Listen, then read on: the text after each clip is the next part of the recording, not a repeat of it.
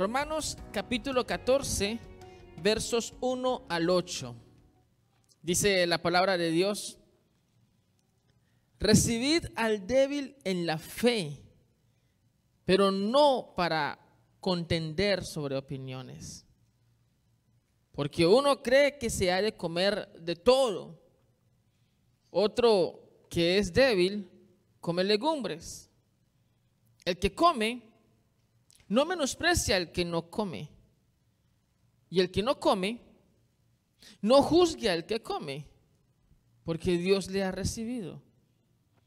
¿Tú quién eres que juzgas al criado ajeno? Para su propio Señor está en pie o cae, pero está firme o estará firme, porque poderoso es el Señor para hacerle estar firme. Uno hace diferencia entre día y día, otro juzga iguales todos los días. Cada uno esté plenamente convencido en su propia mente. El que hace caso del día, lo hace para el Señor, y el que no hace caso del día, para el Señor no lo hace. El que come, para el Señor come, porque da gracias a Dios.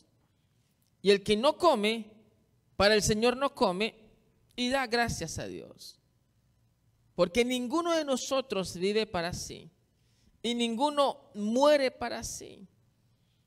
Pues si vivimos, para el Señor vivimos, y si morimos, para el Señor morimos. Así pues, sea que vivamos o que muramos, del Señor somos. Padre, que tu palabra toque hoy a tu iglesia y le hable al corazón a tus hijos. Señor, que este mensaje llegue a donde tiene que llegar, en el corazón de tus amados hijos. En el nombre de Jesús. Amén. Tome su lugar. Muchas gracias por mostrar respeto y deferencia a la palabra de Dios. Vamos a hablar acerca de los débiles en la fe. Y los débiles en la fe tienen mucho que ver con un tema en el que la iglesia ha estado envuelta por siglos y siglos y siglos. Y no es algo nuevo, porque de hecho, desde que empezamos a estudiar Romanos, estamos viendo este problema en la iglesia en Roma. Y este problema tiene mucho que ver con la forma como piensan los creyentes.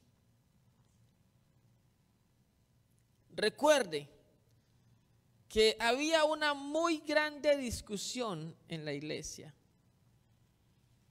Entonces, algunos se creían demasiado espirituales, demasiado santos. Otros se creían demasiado superiores intelectualmente. Y finalmente entre todos se atacaban. Yo creo que un problema de la iglesia ha sido, a través de la historia, no entender qué significa el cristianismo. Un problema de la iglesia a través de la historia ha sido creer que el cristianismo es ese lugar o ambiente en donde tú llegas a menospreciar a otros, a atacar a otros, a mirar feo. Por lo menos pasaba en la iglesia en Roma. Y pasó muchas veces. Y sigue pasando en la actualidad. Pero ahí se levantan textos como este en Romanos 14. Textos en donde Pablo deja claro tanto su posición como una especie de radiografía de lo que pasa en la iglesia. Y entonces él dice, reciban al débil en la fe, pero no discutan con el débil en la fe. La primera pregunta que vale la pena plantearnos es, ¿quiénes eran los débiles en la fe?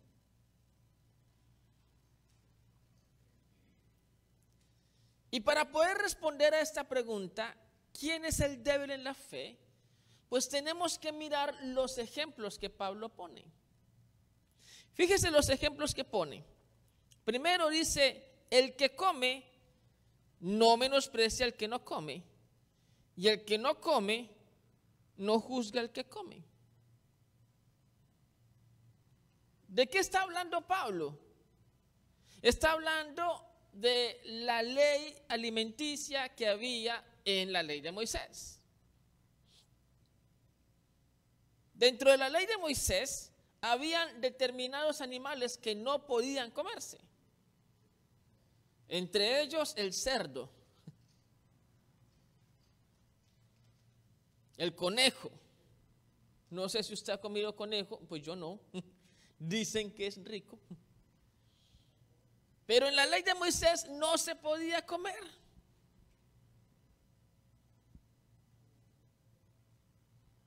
Entonces, algunos creyentes basados en la ley de Moisés procuraban primero no comer esta clase de animales, pero también intentaban evitar que los que estaban al lado lo comieran. El problema es que dentro de la congregación cristiana no todos eran judíos y habían personas que no tenían inconveniente en comerse un lomo de cerdo.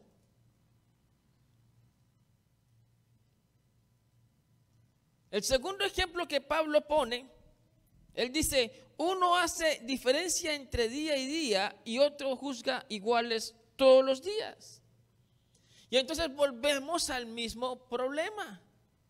El que hacía diferencia entre día y día era el que estaba movido por la ley de Moisés, que decía que el único día para honrar a Dios o para congregarse era el día de reposo.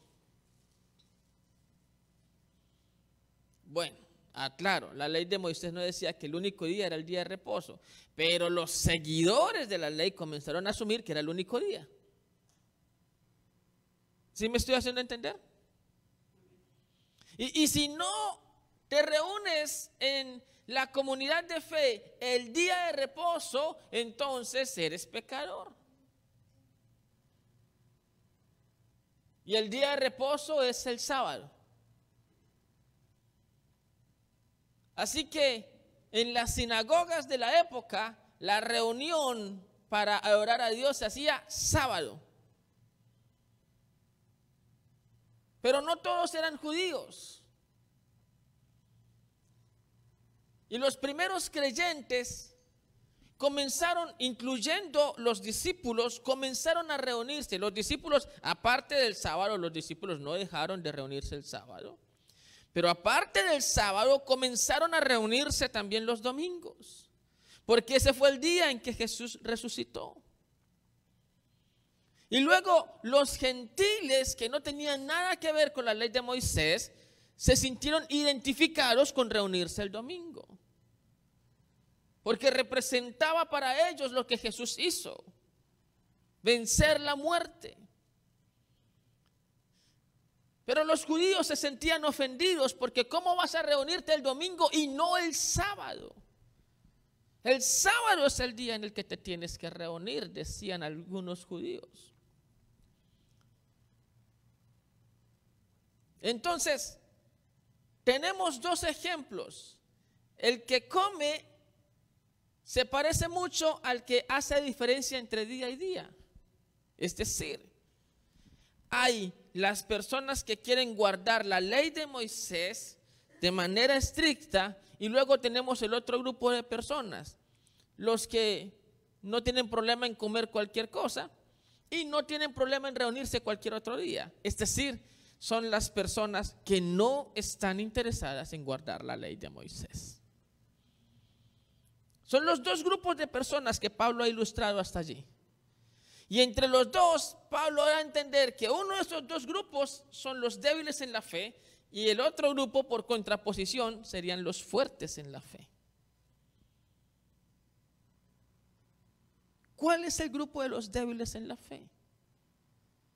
Pues lo que el texto nos muestra es que los débiles en la fe eran los que querían aferrarse a la ley de Moisés.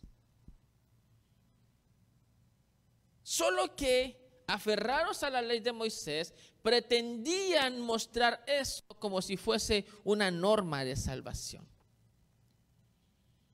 Para ellos, si no guardabas el sábado, te estás condenando. Y si comes carne de cerdo, te estás condenando. Pablo mostró a estos como los débiles en la fe. William Barclay, un teólogo reciente, dice: había una tendencia que creía que la libertad cristiana había desterrado los viejos tabúes y ya no tenía sentido las antiguas leyes relativas a alimentos, y que el cristianismo no tenía que ver con guardar ciertos días como si tuvieran un carácter especial. Esta sería la posición que apoyaría Pablo. Los creyentes que empezaron a entender que el cristianismo no tenía que ver con limitaciones, regulaciones, restricciones. Los creyentes que empezaron a entender que el cristianismo tiene más que ver con libertad. Luego, los débiles en la fe nos van a mostrar dos características. Primero, aún no han descubierto la libertad cristiana. Se sigue viendo el cristianismo como una serie de reglas y reglamentos que les lleva al legalismo. ¿Sabe qué es legalismo? Legalismo es legislar sobre lo que no está reglamentado. Eso es legalismo. Entonces, hubo un momento en la historia en el que a alguien se le ocurrió decir que el que una mujer se ponga pantalones es pecado.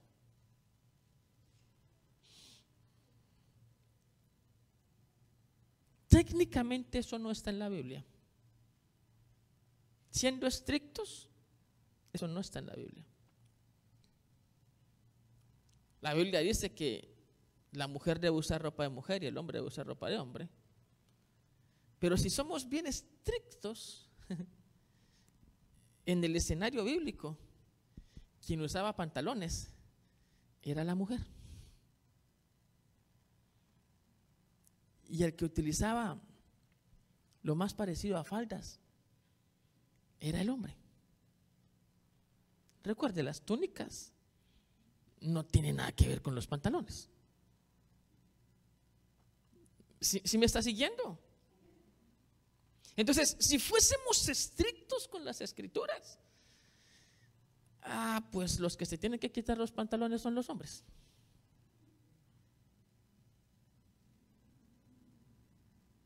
Pero se empezó a legislar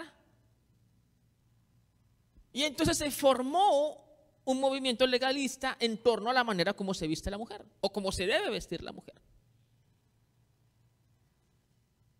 ¿Alguien me está escuchando o no?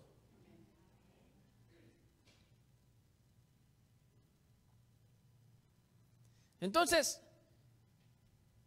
en función de esto comienzan a surgir pautas aquí, pautas allá, restricciones acá, restricciones allá. Eso inclina la balanza hacia el legalismo. El televisor es una invención relativamente joven. y se masificó hace relativamente poco. Hace unos 40 años, no en todas las casas, por lo menos en Latinoamérica, habían televisores. Yo soy de la época en que me tocaba ir a ver televisión en la casa del vecino. No todos teníamos televisores. Y sobre esta época en que estaba el proceso de expansión de la tecnología del televisor, importantes predicadores se levantaron argumentando que esto era un instrumento del diablo. Campañas hubo en Latinoamérica donde la gente traía su televisor al hombro y lo arrojaba al centro de un lugar donde todos les encendían fuego y los quemaban. Luego nos daríamos cuenta que el televisor sirve, a tal punto que tenemos televisores en el templo.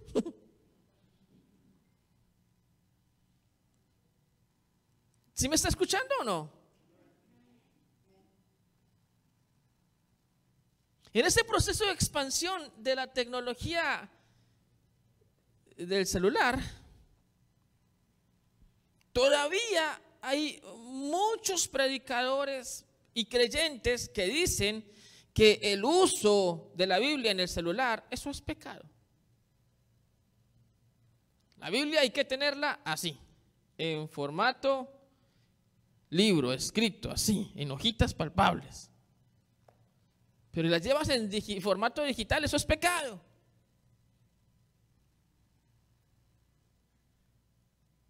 Luego yo no sé si usted me ha escuchado, pero en mi imaginación, es mi imaginación, está una pregunta. ¿Usted cree que cuando la Biblia se escribió en esta clase de hojitas? ¿Con esta letra tan bonita?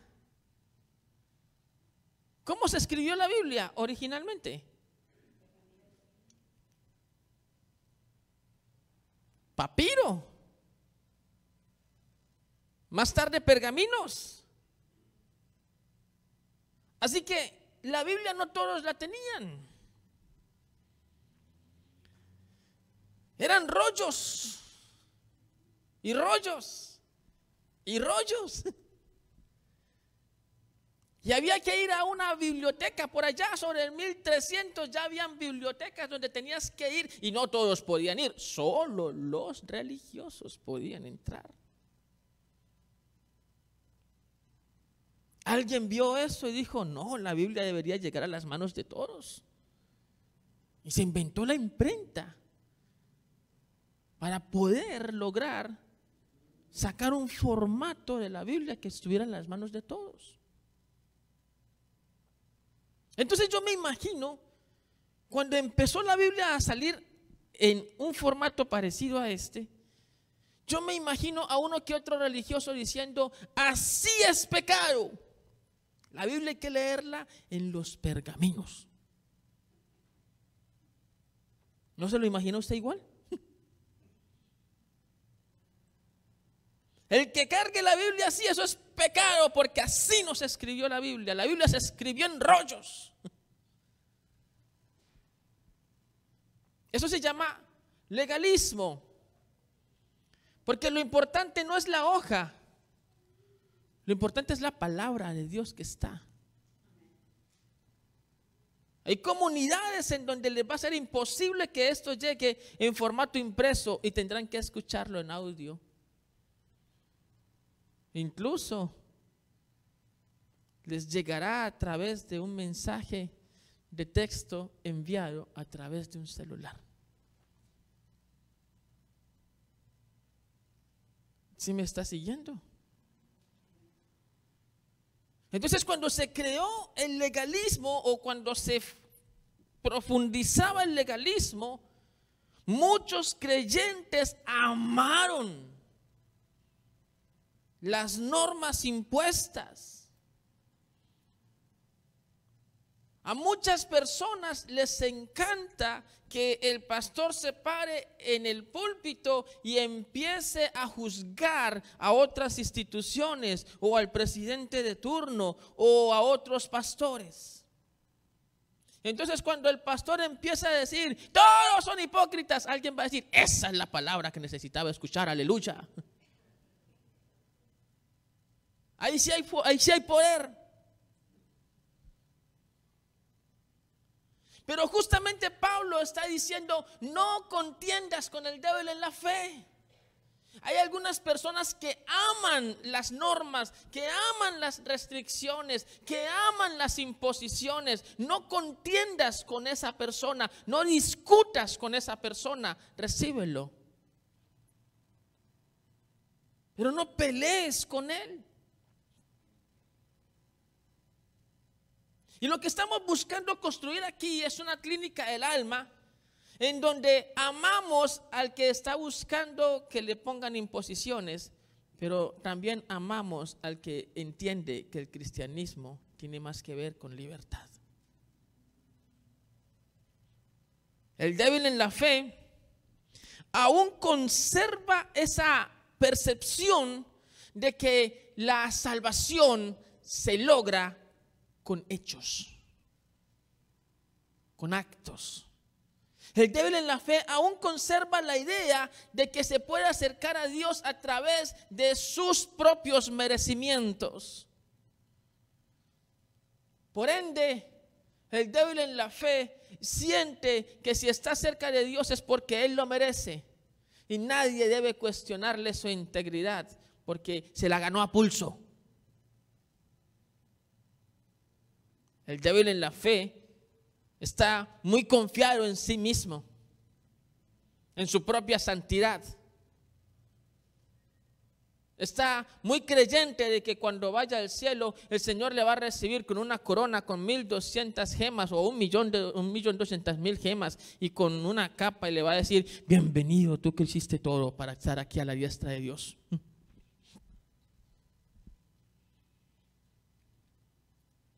En mi tiempo conocía personas que llevaban cuenta personal de a cuántos habían evangelizado y habían aceptado al Señor y decían, cada persona que ha recibido al Señor por mi boca es una gema que van a poner en mi corona. Allí volvió a volar mi imaginación. Porque cuando escuchaba a alguien decir que por cada persona que ganes vas a tener una gema en tu corona, yo me imaginaba cómo será la corona de Billy Graham. Tendría que ser una cosa cargada como por cuántas personas, porque ¿cuántos millones no ha ganado este señor? Ahora, ¿usted cree que allá en el cielo van a haber personas con una corona, con una gemita, y van a haber personas con una corona con 3 millones de gemas? ¿Usted cree que así funciona la eternidad? En lo personal yo creo que en la eternidad solo uno va a resaltar y se llama Cristo. Yo no me imagino a algunos con una coronita chiquita y a otros con una super corona que necesiten 2 ayudantes para cargarle la corona. No me imagino eso. Yo me imagino que en el cielo o en la eternidad mejor, todos en igualdad de condiciones, todos en la misma situación de felicidad y plenitud, estaremos honrando al que vive para siempre, que es el Hijo de Dios. Es lo que yo percibo. Pero el débil en la fe está convencido de que por sus acciones, por sus méritos y por sus esfuerzos va a lograr conquistar el corazón de Dios. Pablo en diversos escenarios le compartió a la iglesia que esto no iba a suceder así. Pablo a los efesios les dijo, la salvación no es por obras para que nadie se gloríe. Eso no se trata de qué has hecho para lograr la salvación. Eso se trata de qué hizo Jesús para que nosotros fuéramos salvos. Por eso Pablo ve que hay un grupo de personas que son débiles en la fe. Y los considera débiles porque ellos todavía no han entendido la labor de Cristo y su propio caminar en este sendero de fe. Ahora, ya sabemos que el débil en la fe tiene un problema. Pero no quiere decir que el fuerte en la fe esté exento de problemas. En realidad, tanto el débil en la fe tiene problemas, como el fuerte en la fe puede tenerlos. Sí, porque el débil en la fe se inclina a juzgar al fuerte en la fe. Esa hermana se pintó, pecadora. Esta hermana vino de pantalón, pecadora. Este hermano lleva una semana sin venir a la iglesia, pecador. El pastor no se puso corbata, pecador. Al débil en la fe le encanta juzgar. Vi a la hermanita de tal entrar a un lugar de dudosa reputación. Le encanta juzgar al débil en la fe. En eso podemos estar de acuerdo, pero el fuerte en la fe, al fuerte en la fe le encanta menospreciar. Retrógrado.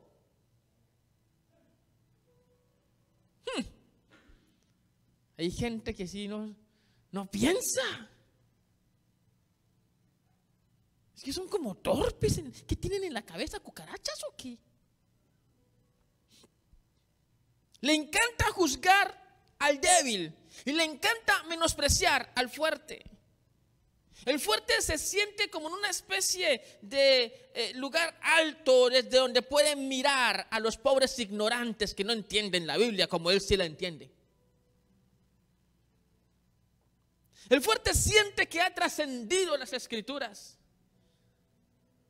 y por tanto nadie le puede criticar ni juzgar nada, porque todos son ignorantes. Y tanto la actitud que tiene el débil de juzgar, como la actitud que puede surgir del corazón del fuerte de menospreciar, ambas situaciones son perversas y dañinas para la comunidad de la iglesia.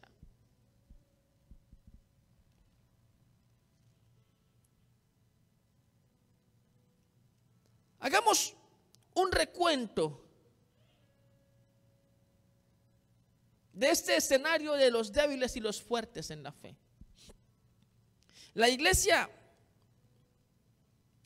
del primer siglo tuvo 3 tonos principales en su doctrina.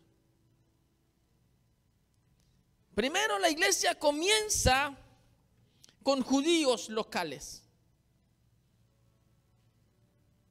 Los 12 discípulos, todos eran de Israel. Nacieron en el área circunvecina de Judea o Galilea. No habían salido de allí. Eventualmente, los 70 también. Así que los 120, casi todos, por no decir todos, eran judíos locales. La iglesia nació dentro del judaísmo y los primeros seguidores, los 120, se reunían sagradamente el sábado y cumplían la ley. Pero cuando llega Pentecostés y Pedro sale y predica, hay otro grupo de judíos que están escuchando el mensaje y aceptaron al Señor. Se conocen como los judíos de la diáspora. ¿Y quiénes son los judíos de la diáspora? Pues también eran judíos, también practicaban la ley, pero no vivían en Jerusalén, no vivían en Judea, no vivían en Galilea, vivían en Roma, vivían en Éfeso, vivían en Arabia, vivían en cualquier parte del mundo conocido, menos dentro de Judea o de Jerusalén. ¿Sí me estoy haciendo entender? Entonces están los judíos locales y están los judíos de la diáspora. Y había una diferencia de pensamiento entre los primeros y los segundos. Porque los primeros eran supremamente recalcitrantes, eran muy cerrados. Para los judíos locales, sentarse al lado de un gentil era una abominación. Miren lo que dice Pedro cuando va a la casa de Cornelio. les dijo: ustedes saben cuán abominable es para un varón judío sentarse o acercarse a un extranjero. Los judíos locales despreciaban sentarse al lado de un gentil. No lo hacían. No comían nunca al lado de alguien que nació por fuera de Jerusalén o por fuera de Judea. ¿Sí me sigue? ¿Vamos bien hasta acá? Pero cuando Pedro predica en Pentecostés y el mensaje llega a los judíos de la diáspora, estos tenían una diferencia. Como vivían en Roma, les tocaba comer con romanos. Como vivían en Arabia, les tocaba comer con árabes. Es decir, el judío de la diáspora aprendió a compartir con personas que no eran judíos. Y no tenía problema el judío de la diáspora en sentarse con un compañero de trabajo que no era judío. No tenía ningún inconveniente realizar un trabajo en conjunto con un gentil. En cambio, el judío local sí. El judío local decía: no te me acerques, que tú no eres judío. El judío de la diáspora decía: venga, venga, trabajemos juntos, usted con su fe y yo con la mía. Hay un pequeño cambio, ¿o no? Aquí comienza un cambio. Y Pablo es, digámoslo así, el más representativo de los judíos de la diáspora que llega a Cristo en esa primera época.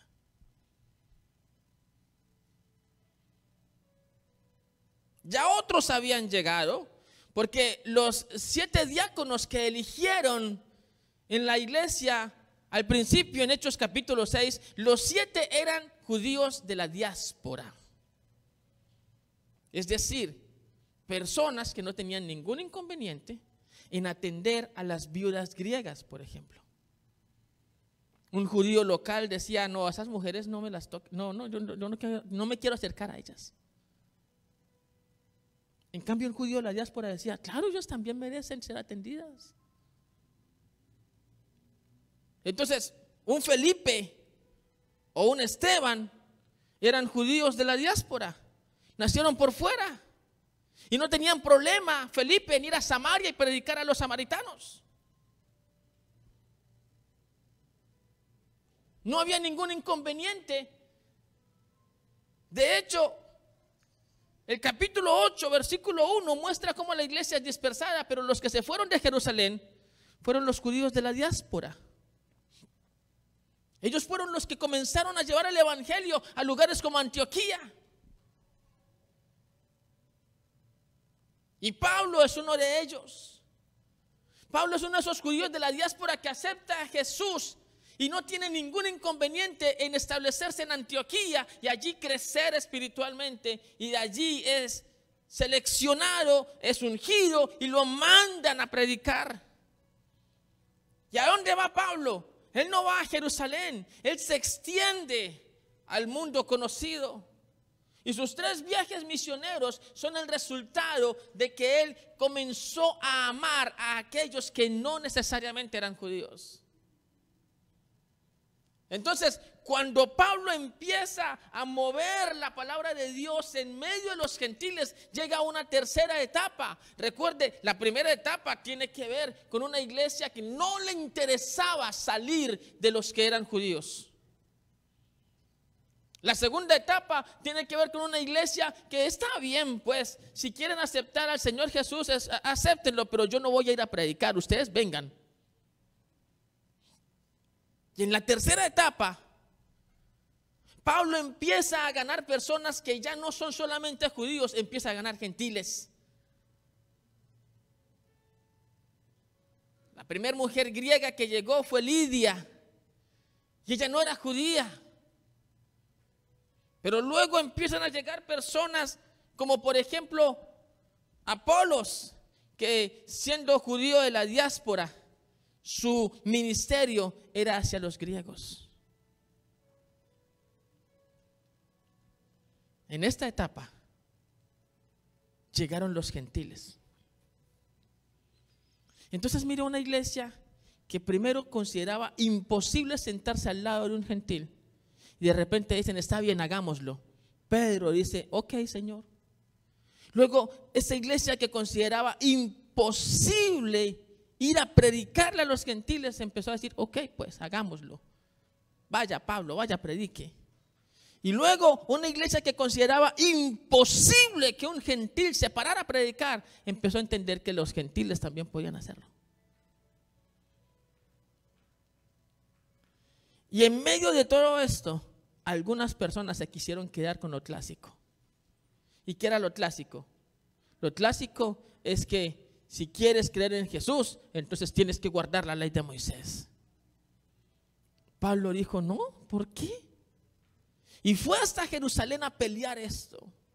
Y habló con Jacobo, y habló con Pedro, y habló con los apóstoles, los ancianos. Y se armó un concilio y le dijeron a Pablo, explícanos por qué no quieres que los gentiles se circunciden, o por qué no quieres que los gentiles tengan que guardar el sábado. Y Pablo les dice, todo lo que el Señor está haciendo en medio de ellos. Y el Espíritu Santo no está diciendo guarden el sábado. El Espíritu Santo no está diciendo no coman cerdo. El Espíritu Santo está actuando en medio de las personas que llegan a Él. Pedro reconoce que el Señor Jesús también le habló de manera similar. Y la iglesia en Hechos 15, en ese concilio, el primero que hubo, terminaron decidiendo que no tenían por qué exigirle a los gentiles que tuvieran que guardar normas que no eran para ellos. Allí en Hechos 15 la iglesia dejó un testimonio, y yo quiero que usted escuche este testimonio. La iglesia no está para promover restricciones a diestra y a siniestra. La iglesia está para promover la libertad de Cristo.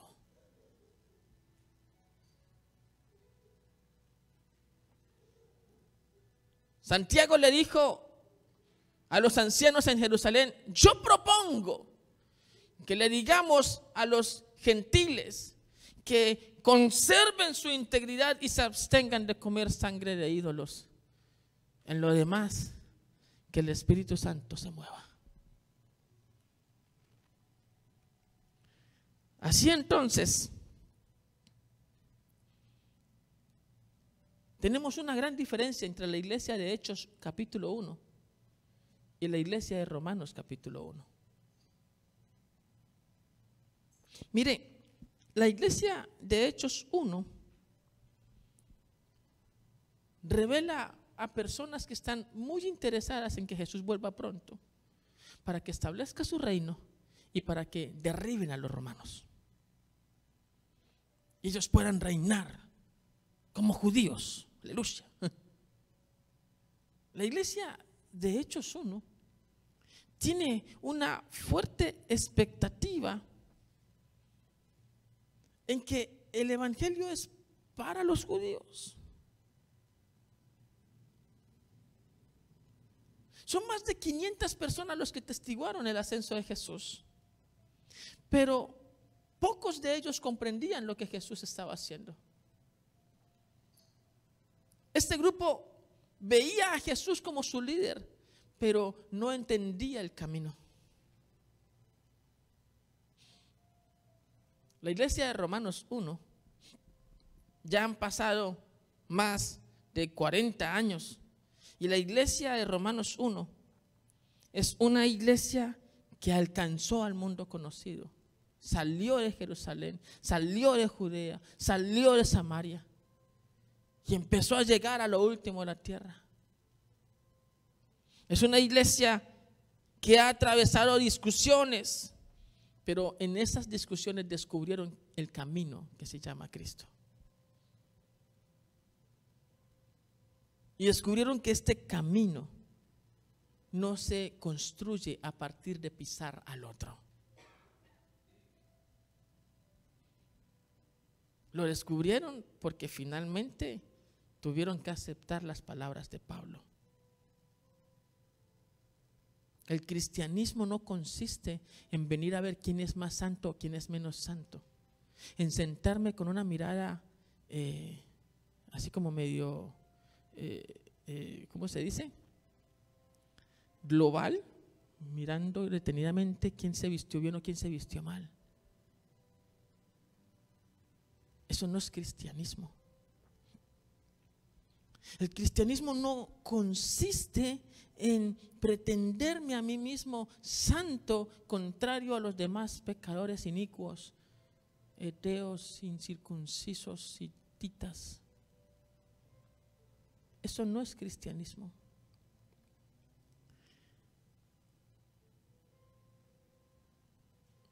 La iglesia de Romanos 1 todavía tenía problemas, porque se movía del menosprecio y llegaba al juicio, y luego del juicio otra vez al menosprecio. No encontraba un punto de balance. Por eso usted encuentra ese versículo 4 que leímos. Para mí es tan importante ese versículo. ¿Tú quién eres que juzgas al criado ajeno? ¿Sabe qué hay detrás de esto?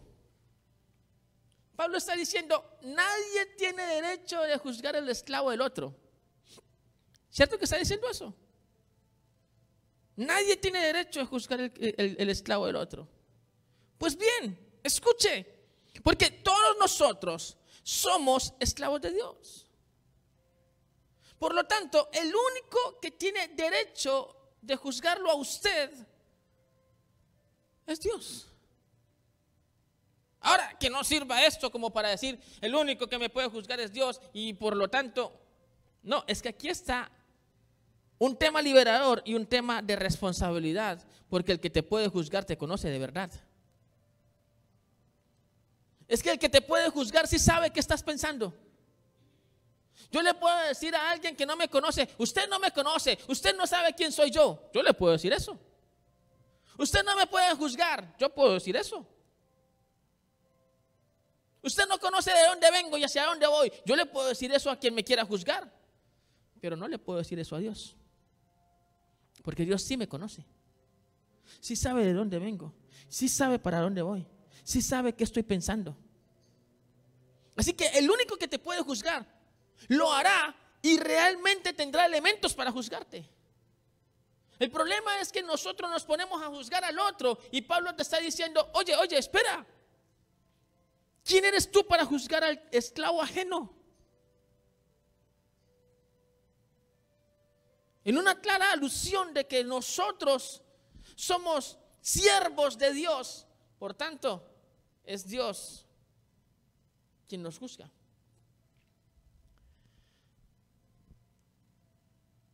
Es que tenemos que entender algo. Tanto la censura como el desprecio son un cáncer en la iglesia. Tenemos que entender que no estamos llamados ni a juzgar ni a despreciar. ¿Usted no ha notado cómo en la iglesia actual se levantan algunas personas en un halo de moralidad, en un halo de superioridad, a decir fanáticos evangélicos, religiosos, moralistas? ¿Quién te llamó a despreciar al otro de esa forma? Que porque estás entendiendo que al Señor le es indiferente el sábado o el domingo, con eso ya tienes la herramienta suficiente para tratar al otro de ignorante. Eso es un cáncer. Eso es un cáncer que está consumiendo a la iglesia.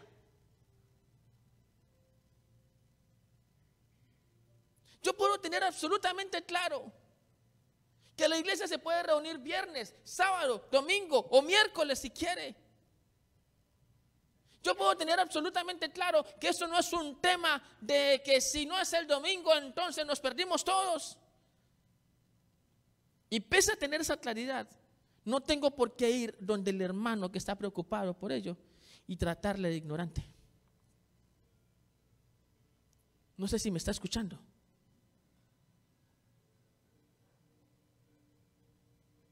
En esa discusión del sábado y el domingo, yo no sé si a usted le tocó interactuar con algunos, pero hay dos clases de discusiones.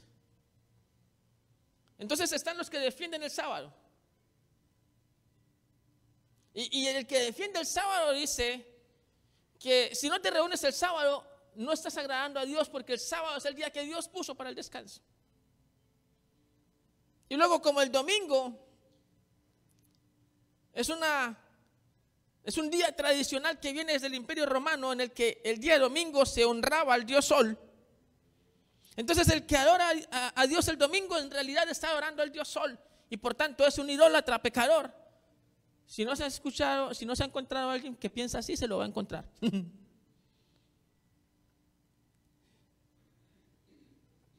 Están los que piensan así. Pero luego están los que están diciéndote que si no vienes el domingo en la mañana, porque la iglesia se tiene que reunir es el domingo en la mañana, también te vas a condenar. Y yo tengo que decirle que no es ni el horario ni el día. Lo que Dios está buscando es que yo honre a Dios todos los días. Lo que Dios está buscando es que mi integridad con Él sea continua, cotidiana. No se trata de que yo desempolve la Biblia el día domingo en la mañana y luego a la tarde otra vez esté en un lugar escondido y no la vuelva a consultar hasta que llegue el siguiente domingo. Y luego pararme con corazón de superioridad moral a decirle a los demás ignorantes porque no entienden las escrituras. No se trata de eso.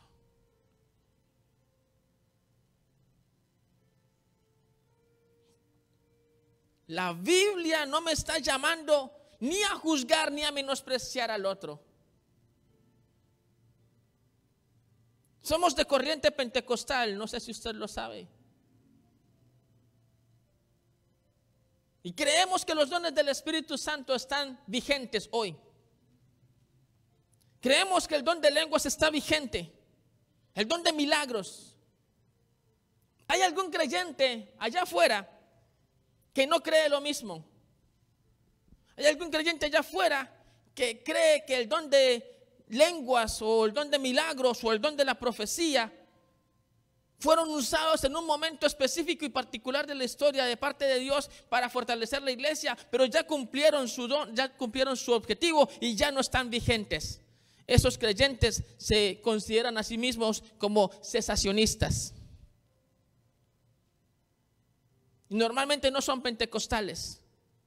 Y es posible que un día en tu caminar te encuentres con un cesacionista que te llame ignorante porque estás creyendo en la vigencia del don del Espíritu Santo. Entonces la pregunta es, ¿qué vas a hacer cuando ese cesacionista te hable de ignorante? También le vas a responder, usted que es una persona vacía, usted que no sabe lo que es la vida en el Espíritu, le vas a responder igual. Ese no es el llamado que nosotros tenemos que hacer. No hemos sido llamados a contender con el débil en la fe. Recibe el débil en la fe, pero no para contender con él. Y si alguien está diciéndote, el Espíritu Santo ya no se mueve como se movía antes, algunos dones ya no funcionan, ya cesaron, entonces tú le puedes decir a esa persona, está bien. Eso no nos va a impedir que tú creas eso, que yo crea esto. No es un obstáculo de salvación.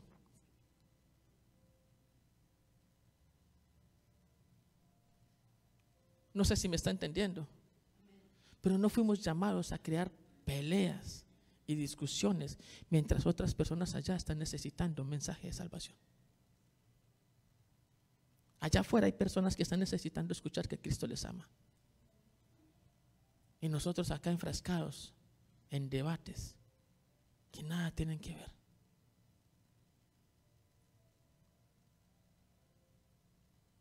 Creemos en el rapto.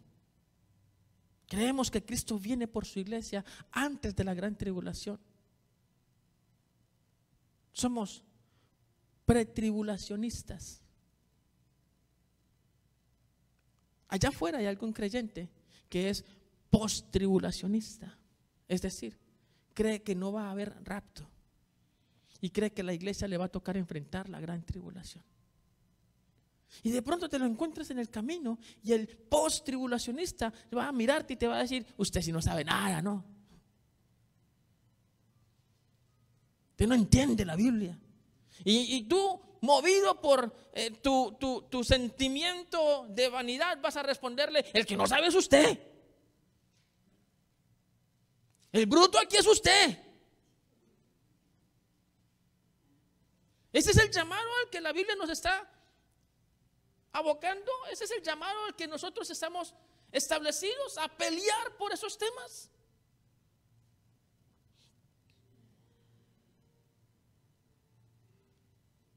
No. En el tiempo de Pablo hubo discusiones similares y se armaron grupitos y cada grupo se identificaba con un líder. No era que los líderes fomentaran esta discusión, pero no falta el que se agrupa bajo un líder. Entonces, los judíos que amaban y pensaban que no podíamos dejar de comer lo que dice la ley y que tenía que reunirse el sábado, esos judíos vieron en Pedro a su gran líder. Y entonces ellos decían: Pedro es mi líder, yo soy de Pedro. Hubo entonces un grupo de gentiles que veían que Pablo les estaba diciendo: no te tienes que circuncidar para ser salvo, no tienes que asistir el sábado para ser salvo, vive tu intimidad con Dios. Y entonces esos gentiles decían: Pablo es mi líder. Hubo un tercer grupo de personas que escuchaba a Pedro predicar y decía: sí, predica bonito, pero le falta carnita a ese mensaje. Y luego escuchaban a Pablo y decía: sí, tiene su gracia, pero le falta más consistencia. Y entonces escuchaban predicar a Apolos y decían: ese sí cita bibliografía y todo, vea. Ese sí sabe literatura. Yo soy de Apolos.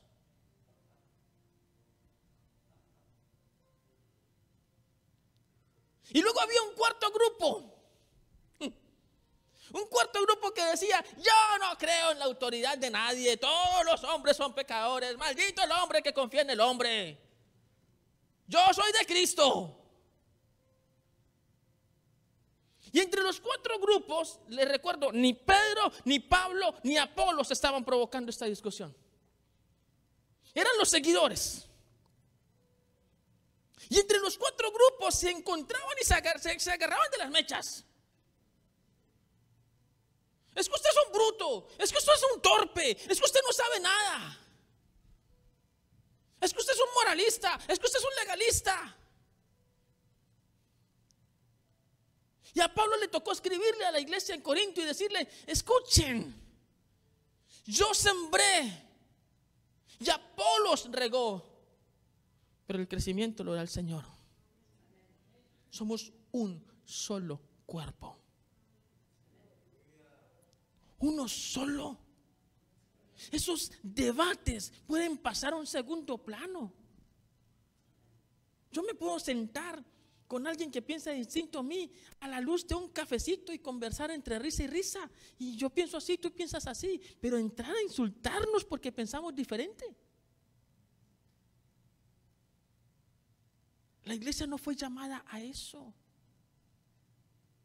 El problema que estamos viviendo es que muchos creyentes pretenden hacer de su conducta personal una norma de comportamiento global.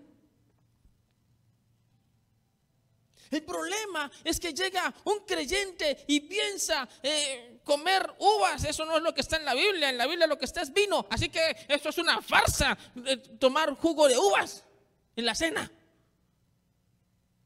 Y entonces pretende establecerlo como norma doctrinal. En la cena del Señor hay que tomar vino.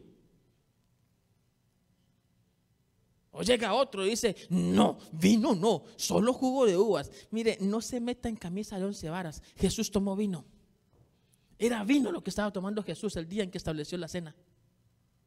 Pero porque él haya tomado vino, él no está diciendo: cuando hagan la cena tiene que ser con vino. ¿O tiene que ser con jugo de uvas? No sé si me está siguiendo. Sobre ese tema superficial, Jesús no le dio importancia.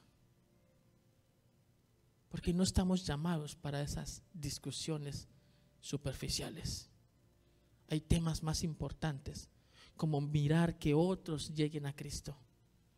Como mirar que esa persona que llega herida hasta acá reciba sanidad y sea levantada y sea restaurada. Eso es más importante. Lograr que quien está confundido sienta que no estamos para acusarle, señalarle y hundirle. Oh, no, somos hermanos en la fe y estamos para levantarnos unos con otros. Eso es más importante. Un día vas a estar, voy a estar, vamos a estar frente a frente ante Dios. Y Él no te va a preguntar cuántos debates ganaste. Él te va a preguntar si honraste o no honraste en tu vida al Hijo de Dios. Esa pregunta yo creo que sí va a estar allí sobre la mesa.